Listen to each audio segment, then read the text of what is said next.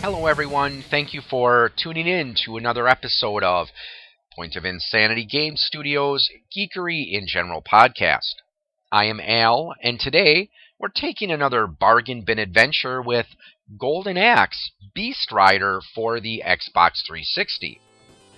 Now, before we get to the bargain bin adventure part of today's episode, I'd like to talk a little bit about the Golden Axe series. It's one of those series that I do remember quite fondly from my childhood.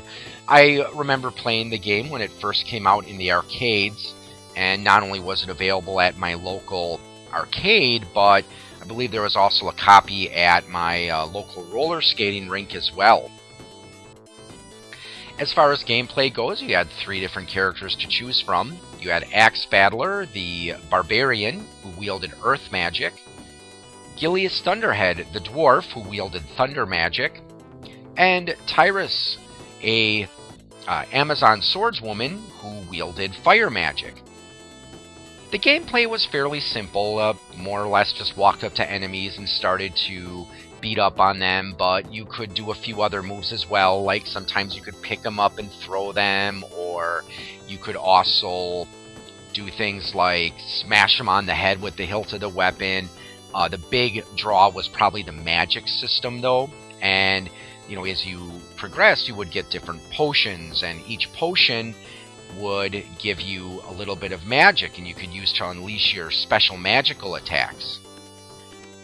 One of the things in the series that did carry on, though, was actually riding beasts, and during the course of your travels, you would sometimes encounter enemies riding various monsters, and what you could do is, after you knocked the rider off, you could get on the beast and use it to your advantage. So that was actually something that set it apart from a lot of the other beat-em-ups in the arcades that you saw around this time period. The game was eventually ported to the Sega Genesis, and it did spawn a few sequels, as well as some spin-offs.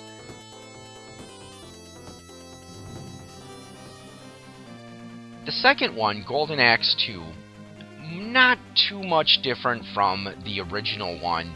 A lot of the gameplay mechanics were still fairly similar, had the same cast of characters, so as far as sequels go, it's one of those games that, not necessarily bad, but it really didn't bring anything new or fresh to the series. That eventually did change with Golden Axe 3. Golden Axe 3 was different because you had 4 new playable characters. And not only did you have these new characters, some of them did play a little bit differently. And they each had their own special moves.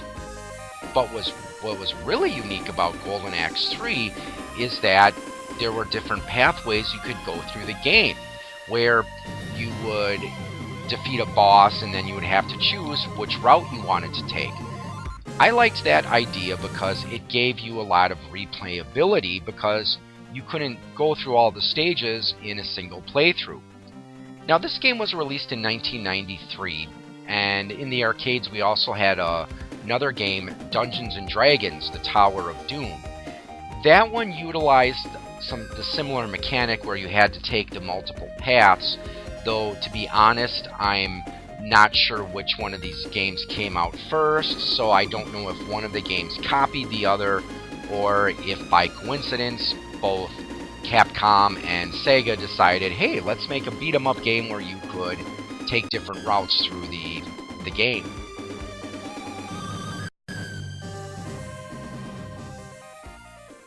Another one of the Golden Axe games that I've played is Golden Axe Warrior. This one was released for the Sega Master System. It was released a few years after Legend of Zelda, so if you take a look at Golden Axe Warrior, and if you immediately jump to the conclusion that this was more or less a rip-off of the Legend of Zelda, you could be forgiven. However, I think that Golden Axe Warrior does have enough going for it where it is significantly different from Legend of Zelda. I personally found Golden Axe Warrior to be a lot more difficult because the enemies always seem to get a hit on you even after you attack them. Usually in The Legend of Zelda, when you hit an enemy, if it doesn't die right away, it goes back a few spaces. Most of the enemies in Golden Axe Warrior don't do that, though, so that does make it a little harder to avoid damage, and you usually gotta rely on hit-and-run tactics. Also, you can only equip one item at a time, unlike Zelda, so that I think made it a lot more challenging.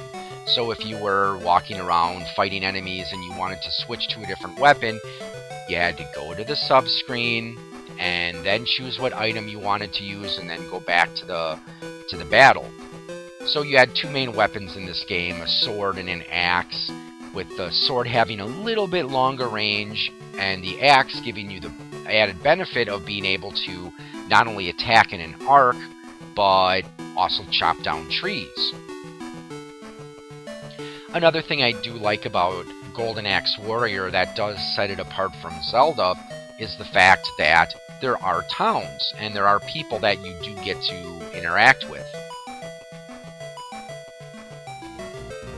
There have been a couple other games in the Golden Axe series that were exclusive to the arcade, and I believe there was also one of it that was released for the Game Gear. Haven't played those, so I can't really speak to them. So now that we've taken a look at Golden Axe and some of the places it's been over the course of its history, let's take a look at what is, to date, the last of the Golden Axe games, Golden Axe Beast Rider. So let's fire it up and take a look. Uria was besieged, its land swallowed one after another by an evil, festering darkness, led by the demon Death Adder. Oh, so they're making Death Adder a demon in this one. The Axiorian Sisterhood hoped that an ancient ritual might spare Axir from ruin. The gods can be cruel, even to their own. And the gods always demand sacrifice. So far, so good. Looks pretty promising. So, Golden Axe Beast Rider. Press start. Okay, yes, I know we gotta go through all the saving. So, we'll just jump right in with a new game, and we'll just start with normal level. The ceremony! The Sisterhood will never forgive me if I am late. What blasphemy is this? Dogs of the Death Adder, here?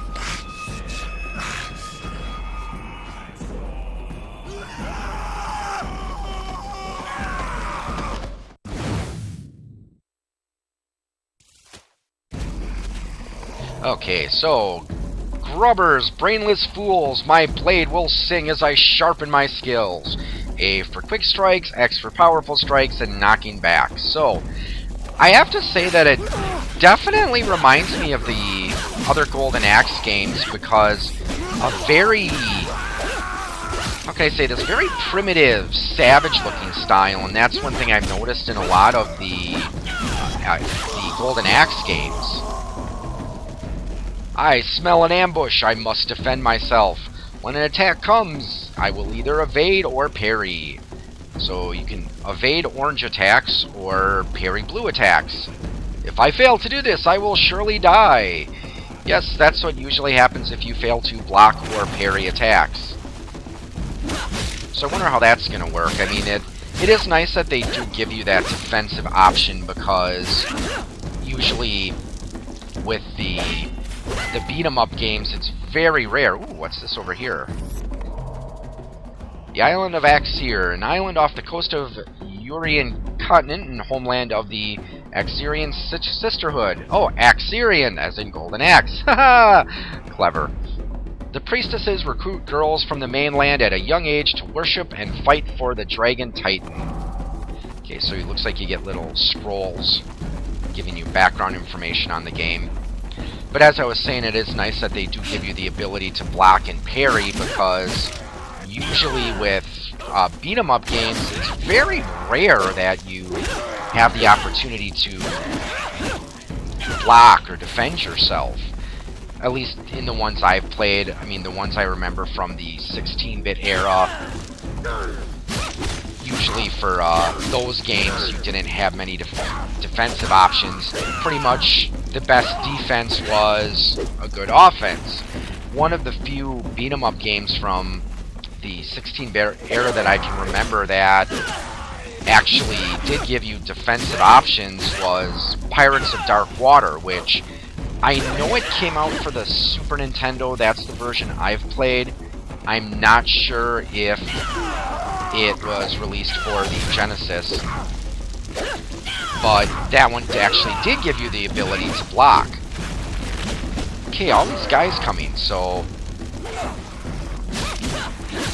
I wonder if I have to keep slashing away until I defeat a certain number of them, or I thought I saw a roadway. Maybe I can go over here, and maybe that's the way I gotta go. Anyone following? Yep, here comes another one. So no life bar visible on the screen yet, so it keeps telling me to either evade or parry, so maybe I have to do that before it'll let me pass. So, okay, parry the blue attacks. Okay, so I parried a blue attack. And again, no life bar, so I'm wondering if it's one of those games that lets you get past the tutorial level. Okay, so orange. There we go. Another game that this kind of reminds me of stylistically so far is Brutal Legend. Another one of my games that I've played for bargain bins. Oh, okay, I see now. I have to evade or parry attacks. Okay, so come on.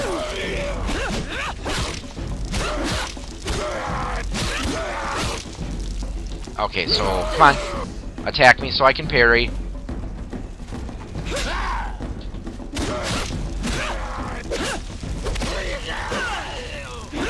Yeah, very primitive, savage feel. Okay, orange ones. So now I gotta... Oh, he switched it up.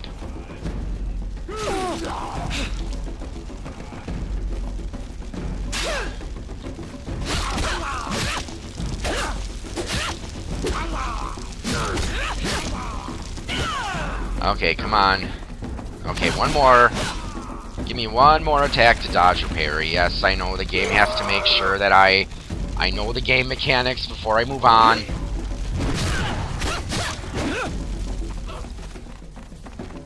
These boogeymen are mine now. So that's what they call them, boogeymen. Okay, so parry or... now I gotta do another stupid tutorial. Evade and then counter. Okay, that's kind of monotonous, I guess, but you know, I guess they gotta make sure that I know the game mechanics. Oh, that's one thing I can see is kind of tricky. Remembering, okay, I gotta press right trigger for one type, or the right bumper button for one type of attack, and the left for another. So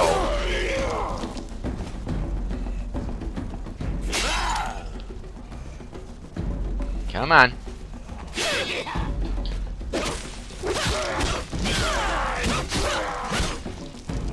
Come on.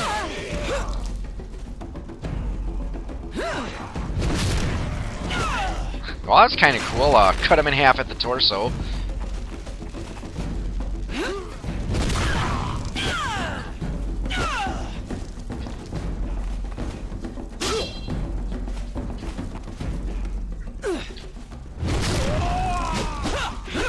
Okay, one more. Come on.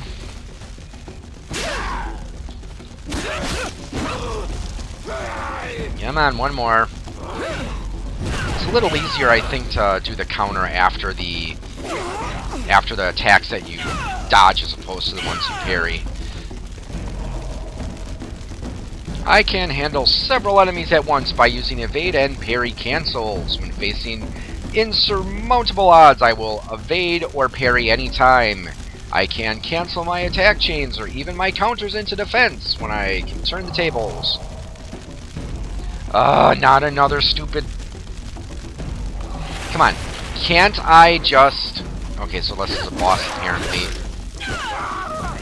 I mean, come on. Can't I just get on with the game instead of having to do these stupid requirements? So hopefully the game will be a bit more promising after we get past this, you know, the mindless, you know, hey, you gotta do this a certain number of times before we let you continue. Actually, the thing that I have a hard time keeping straight is just the thing I'm having a hard time keeping straight is remembering, okay, which ones do I... Okay, finally, now I can advance in the game. So I've got a green bar. Do I have magic now? Or, oh, I can jump.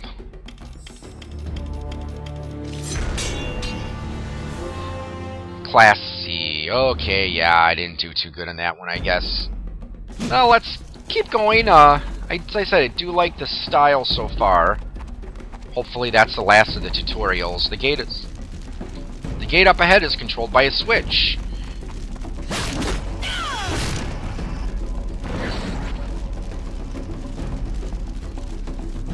Slowly but surely, we're making progress into the game. Ooh, a beast. Do I get to ride it? In Abrax. Breeds these lizards for defense and transport. Okay, so now we gotta do the triggers to...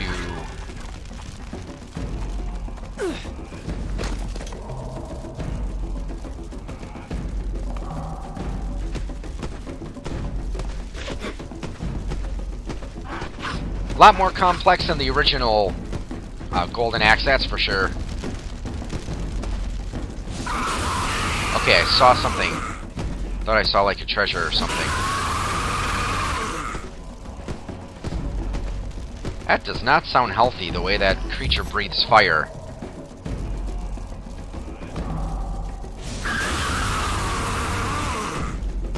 That is a really sickly sounding fire breath.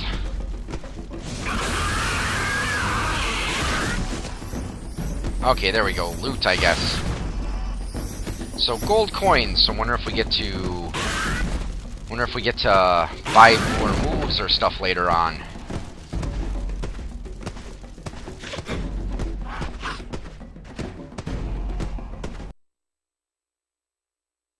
Okay, do we have another cutscene or another tutorial? There we go, a cutscene.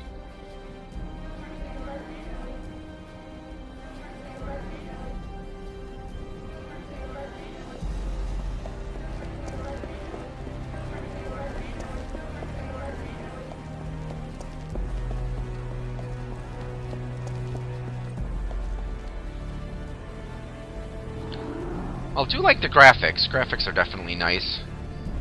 Is that a nice Conan the Barbarian type world it looks like?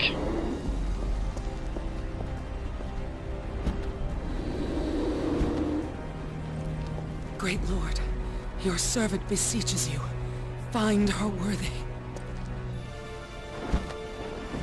Okay, so we've got a little lady here in front of a huge dragon.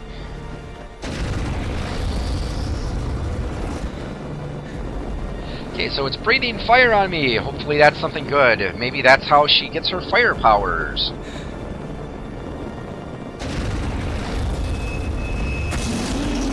Oh! Someone just shot the dragon with a big chain.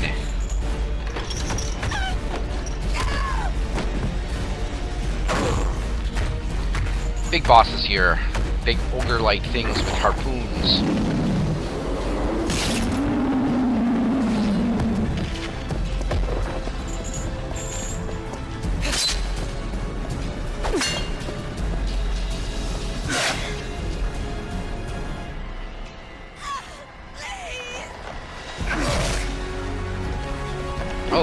Oh, it's the dwarf. I wonder if that's our buddy from the Gilius Thunderhead.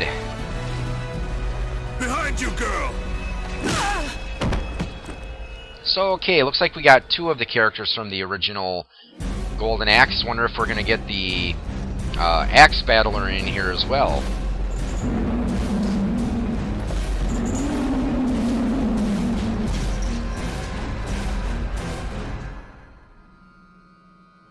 Are you alive, girl? Answer me. Are you? Hey, sorry I'm not saying much, just kind of watching the cutscenes play out here.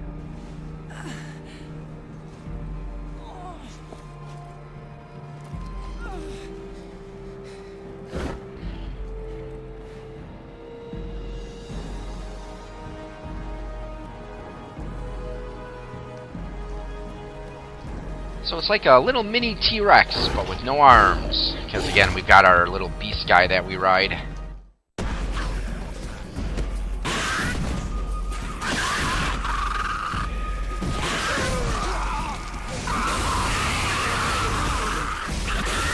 I can't take that fire-breathing thing very seriously. It's like, sounds, like I said, it's kind of sickly.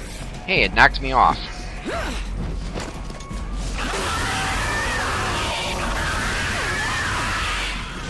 So that's another mechanic. It looks like it carried over from the original, where your enemies can knock you off your lizard things.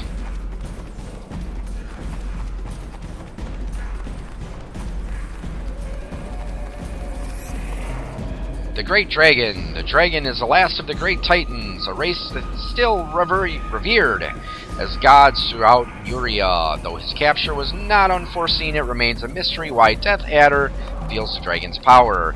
Well, I think pretty much everyone fears the dragon's power. I mean, especially if you've ever played Dungeons and Dragons. You don't want to run afoul of a dragon. Ooh. Looks like they did a number to our sanctuary here.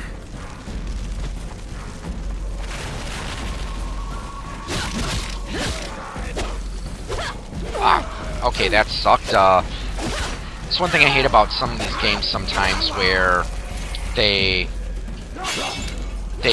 have the scenery gets in the way, and the original Golden Axe wasn't too bad about that, but when I was talking about Pirates of Dark Water, that game was, you know, pretty bad about that sometimes, where you have items or treasures that are hidden behind various pillars or whatnot, so you had to, sometimes there were traps. That was another thing that made Pirates of Dark Water pretty unique as far as most beat-em-ups go. It did have traps you had to contend with every now and then. Okay, I thought I saw a scroll thing somewhere. There it is. Boogeymen, foot soldiers of Death Adder.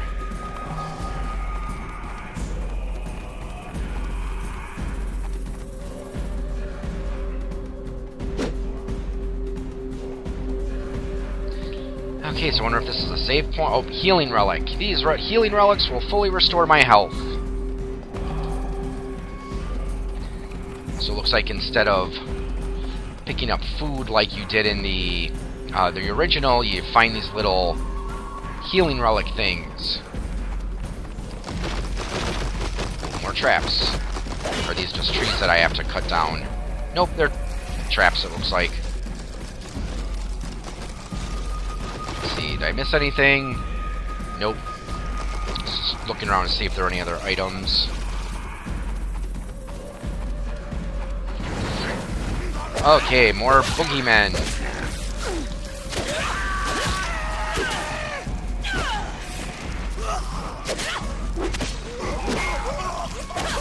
So I think I'm gonna call this episode to a close in a moment, because so far it's making a pretty positive impression. I mean, there's something to be said with, you know, these mindless hack and slash type games, though. Honestly, when I play games like Golden Axe or Street Fighter, not Street Fighter, Fatal Fury. Almost forgot the name of it for a sec there. Not Fatal Fury. Final Fight. Sometimes. Oh, look, the little imp-like guys. You get to beat up them again. Gnomes. The mysterious gnomes are often regarded as petty thieves and scavengers, yet they will travel virtually unimpeded throughout Uria. They are also known to carry food, potions, and loot. Oh, and it looks like it's a nice version of the original theme that would play in the original one, because in the older Golden Axe games, when you between stages you would camp, and there would be these leprechaun-like guy. I think they called them leprechauns or imps or something in the original, but they would start running around your campsite, and you had to beat them up to get either food or potions, and that's how you replenish your magic and health between stages. So it looks like it relies on a similar mechanic here.